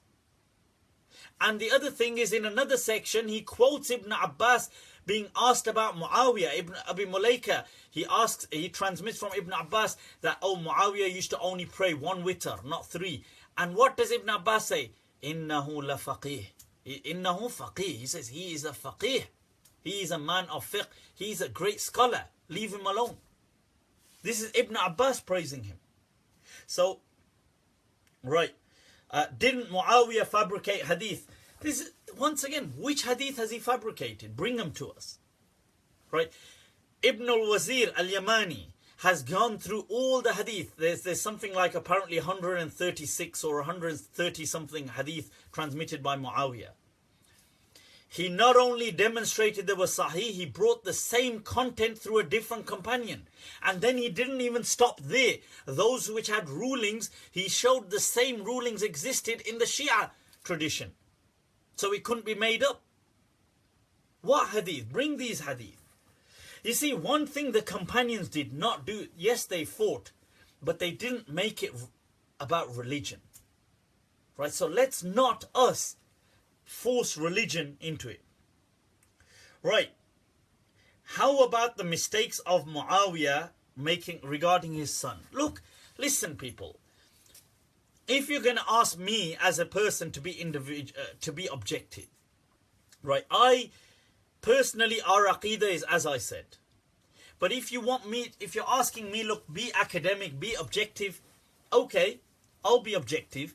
If you're asking me about Muawiya and pledging allegiance for his son Yazid, I personally believe that was a mistake. I do believe that was a mistake. And I believe that was a wrong, like it was a wrong way. I don't believe he had any bad intentions, and there was no way Muawiya could know the future. But Muawiya explains it. He says, if I give it to somebody else, there's going to be fighting again. But Yazid, he was a tragedy. He is, as Dhahabi says, he says, what can we say about somebody whose reign begins with Karbala and ends with, Waqat al-Harra, the attack on Medina, the sacred city of the Prophet. And I condemn those actions. And the thing is this, look, I don't believe those actions made him a kafir. I don't believe that he was a kafir. I believe he was a Muslim. I believe he's answerable to Allah. I believe, as people said, tilka ummatun qad khalat, that is a ummah that has gone, laha ma kasabat wa alayha ma iktasabat. They have earned good and bad, and they're answerable to Allah. I don't have to answer for them. Yes, Muawiya took the Pledge of Allegiance for him, but Muawiya couldn't have known. But yes, that was a mistake. I accept that. Look, I'm being on. Look, if you're asking me what is my personal opinion, I do believe that's my personal opinion. I believe that was a mistake. I wish he hadn't done that. But I can't undo history. Right? But look, if you're going to be objective, if this is to be objective, you could see it. This is the thing. People only want to be objective about Muawiya. But if you're going to be objective about Sayyidina Ali and be honest and say, look, him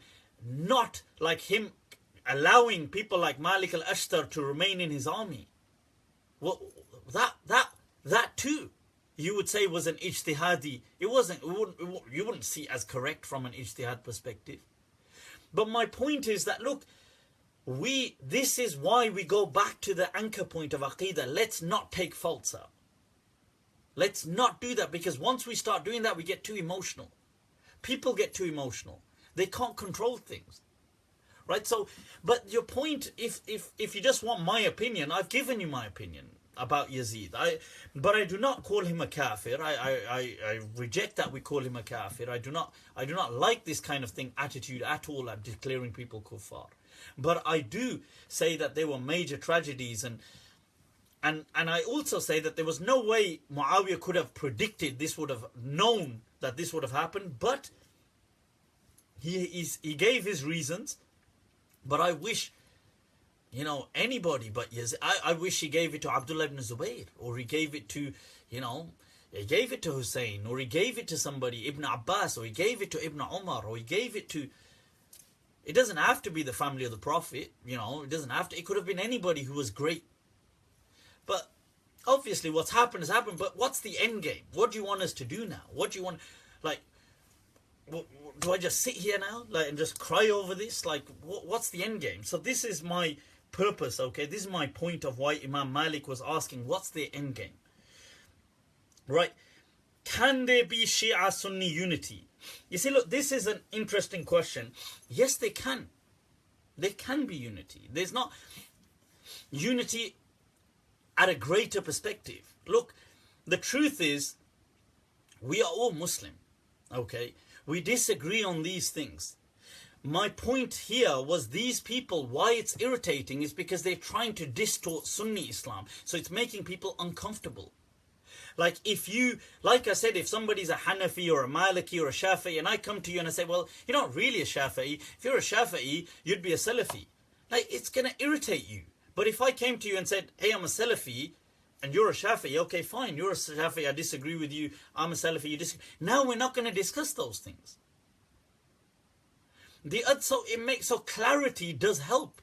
It helps towards unity. So if people stop trying to pretend this was Sunni Aqeedah, this is Shia Aqeedah. Now, Shia have it. The other thing is, look, as Ayatollah Khamenei and other people have said, look, don't abuse, that's all. Because people who we hold dear, they're dear to us. People said to me, Mufti, why have you blocked us? Look, my loyalty to the Sahaba is much greater than some kind of Facebook friendship. I don't even know you. You're coming on my thing. I made a request. Look, please don't spread nonsense here. You're spreading things, cursing companions, questioning the qualities of companions. My loyalty to them is much greater than any kind of Facebook bloody loyalty to you. I will block you in a flash. I wouldn't even think twice about it. But look, I want to make this clear to people who have been blocked. I know people did ask. Boy. But if you are clear on your stance, don't try to distort Ahlus Sunnah. I quoted the Ahlus Sunnah Aqeedah. Look, just be real. This is why I genuinely, really respected, wallahi, I genuinely respected what that brother Kaleem had said. It touched my heart, actually. He said, look, let's just be honest. He said, our beliefs are Sufi Shia, more towards that than they are towards Sunni. I mean, what's the big deal? He said, I don't curse any of the companions. Wallahi, I said to him, I said, look, you prefer Ali over them, right? You don't curse. We don't have a problem. Like, you understand, okay, in your heart, there is this history of Bani Umayyah and this history of Muawiya, whatever, but you don't bring it up. You don't bring it up in general. You don't toy with the emotions of people. I love you for that, man. That. Look, you've got a stance, but you're respecting people. And I respect you. And this is, just be genuine. And if people can be genuine, if you think I've blocked you, and you can be genuine, you're not going to come on like my page, or you're not going, you're not doing this propaganda to attack. Some guys, they're making posts saying, oh, people try and defend Muawiya. All you should really be saying is, Ya Ali Madad, Ya Ali Madad. And then on their thread, they were friends with me. I click on it, and all this abuse towards Muawiya, and they're liking it, and then they're commenting on my wall. And I warn them, look, please refrain, or I'm going to block you. And then they do it again, and I block them, and then they get all upset. Look, so I don't have time to answer everybody. Like 50, 60 people on my post. Commenting. As much as you might not believe it, I have a life as well. So I get irritated. It hurts me. It does hurt me. These people are important to me. If you're insulting my mum and dad, I would be affected. These people, they like my symbols of Ahlus Sunnah to me, the symbols of the companions of the Prophet. You're insulting them. And you're telling me your religion teaches you, and then on top you're telling me my religion teaches you that, my version of Islam, Sunnism, teaches you that, and I'm supposed to be believing that. And then you're saying, hey, why are you getting worked up? Of course I'm going to block you. But look, if you can be genuine, and you feel, look, okay, you can respect that, and you're not going to try to distort, then look, what you can do is contact Muhammad Shaban. You've seen him on my Facebook. Tell him, and I will unblock you, and I will add you back. Okay, I've got no qualms. Right, but just please don't expect me, like, when people are, so many people attacking, they were attacking me on my thing, left, right, and center, and I'm doing my normal stuff. I might be at the gym working out, and bloody others, like 10 people, they like jump, and I can't take that because other people are getting misguided. They're reading, their people are quoting, and look, and some of you were quoting Dr. Adnan Ibrahim. I'll be honest with you, look, I respect the man. He's somebody who calls towards rationale and towards reason. And that's something I call towards. I call towards the voice of reason. But let's be honest. In hadith, the man is not strong in hadith.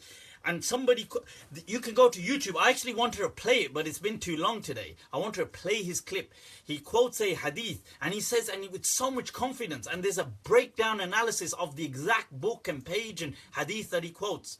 He says, look at this hadith. Sahih al-Isnad. Isnadu Sahih. He says the chain is Sahih. You could check it. Pure confidence. Check it in the books of Jarh. Here was Amr ibn As, Abdullah ibn Amr ibn As sitting there. The Prophet said, oh, the person that will come out from that room now will die upon other than Islam. And he says, and then who comes out? Muawiya. Ya salam. And then there's a step-by-step breakdown by he's a Salafi scholar. He breaks it down, and he the same book, same page, and he's holding the book as well. He shows it, he reads it, he goes through a chain. Weak narrators. Why are you lying to people? Why are you just showing this? Just be honest. Look, and I want to say something here. One other reason why I feel some people have taken this stance. In psychology, it's what we call transference, okay? When you transfer something onto something.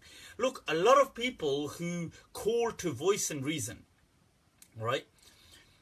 Call to the voice of reason, or call to things, they have, and a lot of the Sufi orders and things like this, they have a huge animosity with the Salafis. And look, I can be with you. on so many issues, I've passionately disagreed with the Salafis. I sometimes can't stand the way they, and I've described it as kind of theologically autistic, the way they see the world as black and white. And so what happens is sometimes anything that they're doing, you end up opposing it. So a good example is like the 3 talaqs. The 3 talaq issue is just a fiqh issue which just got taken out of, like now Ahlus Sunnah are so against it, right? People are so against it, the fiqh madhabs. Why? Every one of the 4 madhabs had people who said it. Why now? Because the Salafiyah monopolized on it and championed it. So now it's become, so you've walked into a theological turf war. Like you don't know, you think you're asking about talaq. But what you don't know is there's a whole bloody sectarian battle going on. So you go to the masjid, people go, zina, it's haram. So much sentiment. Why? Is it because of the fiqh? But it's mainly because of their hatred of the Wahhabis and the Salafiyah. So they're transferring that energy onto the emotion, onto this mas'ala. It's the same thing now, because the Salafiyah have stood up passionately in defense of Muawiya. Some people who can't stand the Salafiyah, right, what they've done is taken an opposing stance. People, Allah says in the Quran, لا يجرمنكم شنعان قوم على لا تعدلوا اعدلوا هو أقرب للتقوى. When you have animosity with people, do not let it prevent you from being just. Credit where credit is due. I disagree with the Salafiyah passionately on things, on Aqeedah, on all this. I even mock things at times. I get into trouble for, people all have a go at me. But let's credit where credit is due. Defending the honor of a companion. That it doesn't mean just because they're wrong in certain things, they have to be wrong in every single thing. They say Allah is one. That doesn't mean they're wrong in that. So, look, sometimes this has also led to this animosity against the, and also, like I said earlier on, the fact of there having to be like some villain in history, which leads to why Islam has messed up. But I do believe there can be Sunni Shia unity, especially if there's clarity and there's no abuse. There can be, okay. Hadith Taqalayn. This is interesting because look, I've been asked about this hadith of the Prophet saying, I leave my family and I leave the Quran, but Imam Malik transmitted it as I leave the Quran and my Sunnah. You have to understand, people who keep saying Ali is with the Haqq and the Haqq is with Ali, I ask them, look, where is the fiqh of the family of the Prophet? If we're supposed to be, in Ahlus Sunnah, the family of the Prophet, we love and respect them, but they don't hold a centrality within Ahlus Sunnah. They're not like, where is Islam being transmitted from them? Show me in your books of fiqh. People say the Haqq is always with Ali. Then why don't you follow him in fiqh? Why is your madhab not based on Ali? You follow the madhab of Abu Hanifa or Shafi'i or Malik. Imam Malik's madhab is mainly based on Umar and Ibn Umar. Sayyidina Ali, let's say if you're Hanafi, Sayyidina Ali used to say you could combine between prayers. Do you combine between prayers? You don't follow Sayyidina Haqq is with Ali. Ali said, oh, you wipe over the top of the socks. The Malikiyah wipe under the bottom of the socks. They don't say the Haqq is with Ali on that mas'ala. You see, this Haqq with Ali had a context to it. It didn't mean every single decision in life had to be divine. Otherwise, everybody would just be following the fiqh of Sayyidina Ali, but they don't. Even in his time, people had disagreements with him over fiqh issues. It's known. In fact, I've got the encyclopedia. I've got an encyclopedia right here for the fiqh of Ali ibn Abi Talib radiallahu anh. People don't follow it. Amongst his rulings, he was very harsh against apostates. Very harsh about burning them. People strongly, would you agree with that today? Would you agree with it? Homosexuals, about burning them. Would you agree with that? So the truth is, look, this Haqq ma Ali is just a distortion. It's like a Shia extremism. And let's go back to what Tahawi and the Sunni Aqeedah. La nufritu fi ahadim. We do not excessively focus on one. We love them all. Right? We do not become extreme in our love, because as the Arabic proverb says, hubbuka shay yu'mi wa yusim. When you love something excessively, it blinds you. And it deafens you from seeing certain things. Right? Right, so and this last question about Bani Umayyah being oppressive. Look, the thing is, look, I'm not here to defend history, right? As my right hand is a reverse camera in case you're going to start that nonsense. I'm not here to defend Bani Umayyah, right? But the point is, look, they were good and bad everywhere. There isn't this history. Okay, let's look. Sorry to disappoint people. This is what, you know what Imam Zayd Shakir says, if you're going to talk about history, you have to take your Iman vitamins. You're going to have to take some quickly, stead up, juice up on those Iman vitamins. Because I'm going to just in just a few seconds run you through some history. Yes, but during Muawiya's time, there was stability. For 20 years, he ruled as a Khalifa, or as a, if you want to say a king, then many, Dhahabi, all these people say he was the best king in Islam. That's what they say. Khayru malikin fil Islam. Right? Now, there was stability when he ruled. But after him, I'm not defending all of Bani Umayyah. There were some people who were great people. Umar ibn Abdul Aziz. Other people did some good things, some bad things. But who else? Let's be real. In 131 Hijri, Bani Umayyah come to an end. Who do they come to an end by? The Shia. Is it not the Shia? The Shia was a political movement first.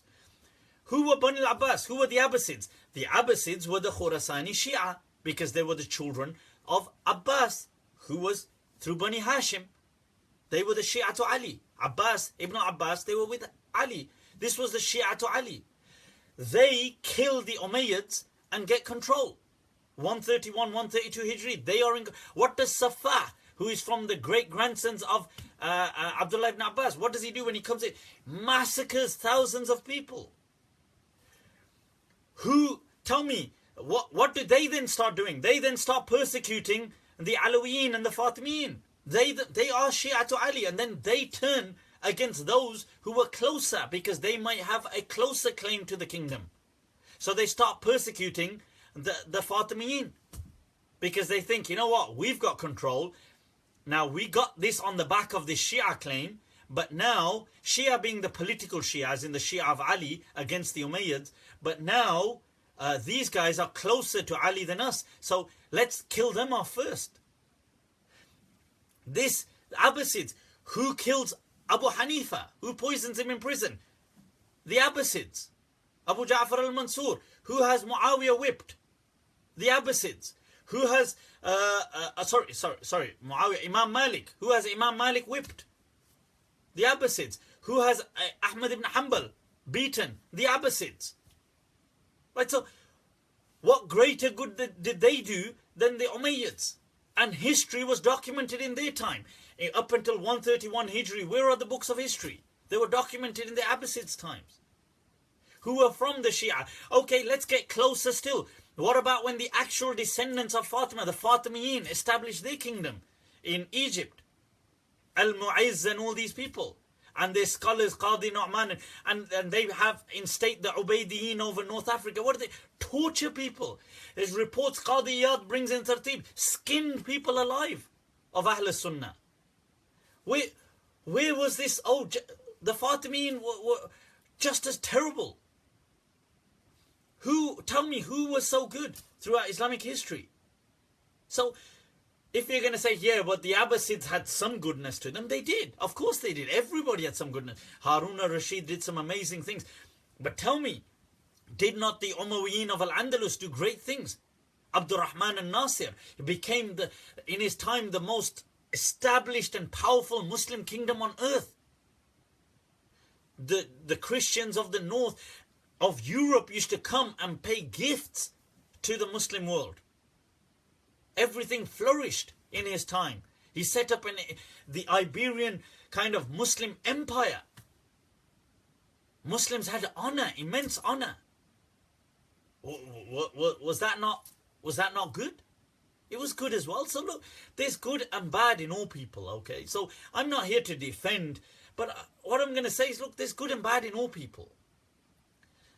And it's, people did their ijtihad, and they did, you know, and look, they were tyrants, but what do you want us to do? Islam didn't come for us to get caught up in history. Islam came with a message to live life, that it may flourish wherever you are. Let's not be trapped in our past. Let's focus on the present with our aim at the future. Okay? And if we can do that, inshallah, we can take things to places. Because I tell you, wallahi, if you focus on all your tarbiyah is, I just want to bring up my children on the hatred. And I said this and somebody tried to criticize me. I said, if any religion that teaches you hate is no religion at all. And they said, well, oh, that's not true. Allah teaches you murder is wrong and this is hate this and hate that. No, but Allah teaches you right and wrong. And as a byproduct, you hate what is wrong. But you don't hate the doer, right? You hate the action. And you definitely don't do it in a religious preaching manner. You teach people the hatred of individuals. That can't be a religion from God. But if you want to bring up your children like that, then I swear, I can swear by Allah, that you see, if not in your own lifetime, then definitely in your children's lifetime, the true challenges that are being thrown at Islam about questioning theology, about questioning ethics, morality, its clash with science, all these things, I guarantee you many of them will lose faith anyway. They will struggle immensely with their iman. So let's not get caught up in the past. Tilka ummah, look at the verse of the Quran. Tilka ummatun qad khalat. That is a nation that has gone. Laha ma kasabat. It has what it earned. Wa alayha maktasabat. If it did wrong, it is against it. وَلَا تُسْأَلُونَ عَمَّا كَانُوا يَفْعَلُونَ. You will not be asked about what they did. Okay. It is a blessing to be part of this ummah. Let's not, and we really need to grow out of these bullying tactics. Let people be, man. Let's let people be, inshallah. So right, right, thank you. So right, people, with that, I think I took up so much of your time today. I'm ever so sorry, and I'm shukran for being patient with me, hanging in there. I really needed to clear this up. So many people were just going on about this, and I really just needed to put this out there. I'm sorry I couldn't get to your personal questions. I will do so next week, definitely, right? Once again, if you want to know what I believe, I've answered them. The book, Layth, all those books. Yep, they're real. So, right, so the thing is, look, yeah, so I will get back to them. If you want to reach out to me personally, you can inbox me. You can add me on Snapchat. It's Malm, M-A-L-M. 2014. Malm, for those of you wondering, stands for Mufti Abu Layth Maliki, but the thing is Malm 2014, right? You can add me on Snapchat, you can message me there. I do try to answer questions, and inshallah I do hope, look, I want to add as well, not out of, just to be clear, that if you have any questions about what I've said, it's in there. You can go back to the anchor points. I ask everybody, look, just leave this thing of abuse. It gets us nowhere, okay? It spreads disunity. We're going through some huge challenges. Donald Trump is imposing some ridiculous anti-human right laws right now. They're being challenged, thank God, by some sane people. Merkel and other people have deemed them as well. Certain people of power and positions have said they, contravene human rights, going against the Geneva Code and things like this. So people are suffering. So let's get our priorities correct, okay, people, inshallah. So we're going to leave you to it. Take good care of yourselves. I'll see you next week, inshallah. Till then, remember me in your du'as. Wassalamu alaikum wa rahmatullahi ta'ala wa barakatuh. Have an awesome night or evening or day, wherever you are in the world, inshallah. Right, take care. Bless. Assalamu alaikum.